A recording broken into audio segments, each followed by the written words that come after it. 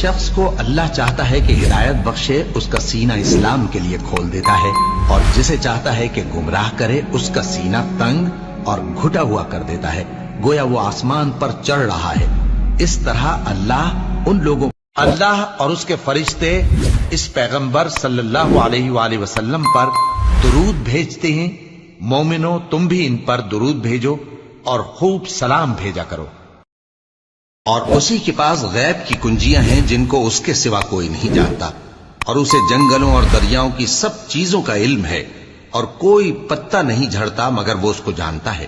اور زمین کے اندھیروں میں کوئی دانہ اور کوئی ہری یا سوکھی چیز نہیں ہے مگر کتاب روشن میں لکھی ہوئی ہے۔ وہ پاک ہے، بلکہ جو کچھ آسمانوں اور زمین میں ہے سب اسی کا ہے، اور سب اس کے فرما بردار ہے۔ وہی آسمانوں اور زمین کا پیدا کرنے والا ہے، اور جب کوئی کام کرنا چاہتا ہے تو اس کو ارشاد فرما دیتا ہے کہ ہو جا، تو وہ ہو جاتا ہے۔ اے نبی صلی اللہ علیہ وآلہ وسلم، جو لوگ تم کو حجروں کے باہر سے آواز دیتے ہیں ان میں اکثر بے عقل ہیں، اور اگر وہ صبر کیے رہتے یہاں تک کہ تم خود نکل کر ان کے پاس آتے تو یہ ان کے لیے بہتر ہوتا، اور اللہ تو بخشنے والا ہے، مہربان ہے۔ اب جس کا نامہ اعمال اس کے داہنے ہاتھ میں دیا جائے گا اس سے حساب آسان کیا جائے گا،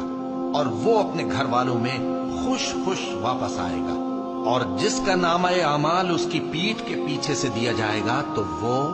موت کو پکارے گا۔ اے ایمان والو، اپنے آپ کو سنبھالے رہو، جب تم ہدایت پر ہو تو کوئی گمراہ تمہارا کچھ بگاڑ نہیں سکتا۔ تم سب کو اللہ کی طرف لوٹ کر جانا ہے، اس وقت وہ تم کو تمہارے سب کاموں سے جو دنیا میں کیے تھے آگاہ کرے گا اور ان کا بدلہ دے گا۔ اے پروردگار، مجھے علم و دانش عطا فرما اور نیکوکاروں میں شامل فرما، اور بعد والے لوگوں میں میرا ذکر نیک باقی رکھیو، اور مجھے نعمت کی بہشت کے وارثوں میں شامل کیجو، اور میرے باپ کو بخش دے، اور جس دن لوگ اٹھا کھڑے کیے جائیں گے مجھے رسوا نہ کیجو۔ اے نبی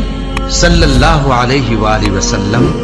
کیا ہم نے تمہاری خاطر تمہارا سینہ کھول نہیں دیا، اور تم پر سے تمہارا وہ بوجھ بھی اتار دیا جس نے تمہاری کمر جھکا دی تھی، اور ہم نے تمہاری خاطر تمہارا ذکر بلند کیا۔ بس جو حکم تم کو اللہ کی طرف سے ملا ہے وہ لوگوں کو بے دھڑک سنا دو، اور مشرکوں کا ذرا خیال نہ کرو۔ ہم تمہیں ان لوگوں کے شر سے بچانے کے لیے کافی ہیں جو تم سے ہنسی کرتے ہیں،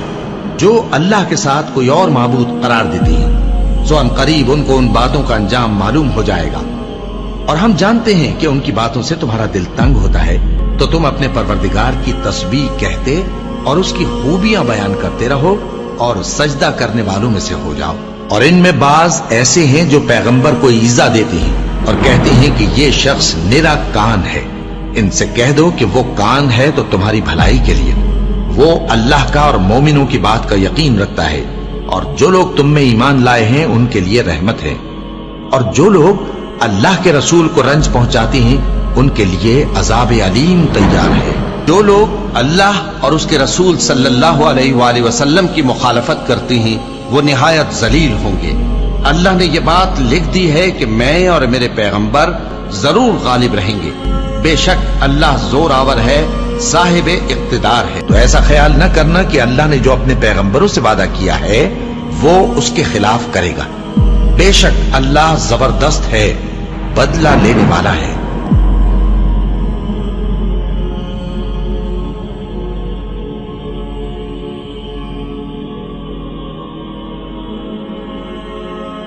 اللہ نے بہت سے موقعوں پر تم کو مدد دی ہے، اور جنگ حنین کے دن جب کہ تم کو اپنی جماعت کی کثرت پر غرہ تھا تو وہ تمہارے کچھ بھی کام نہ آئی، اور زمین باوجود اپنی فراخی کے تم پر تنگ ہو گئی، پھر تم پیٹ پھیر گئے۔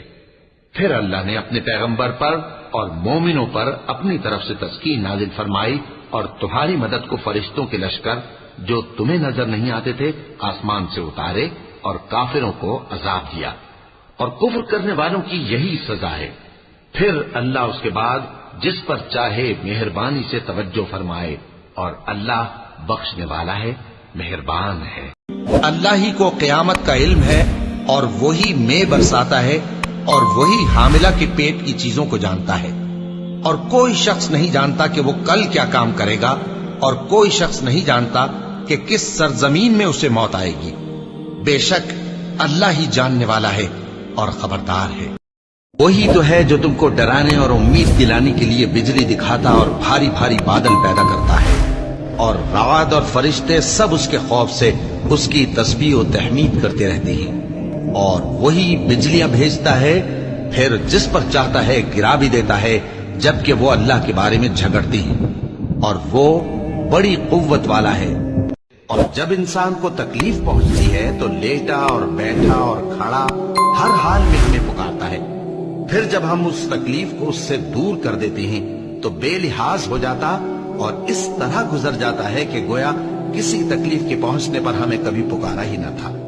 اسی طرح حد سے نکل جانے والوں کو ان کے اعمال آراستہ کر کے دکھائے گئے ہیں۔ اور تم فرشتوں کو دیکھو گے کہ عرش کے گرد گھیرا باندھے ہوئے ہیں اور اپنے پروردگار کی تعریف و تسبیح کر رہے ہیں،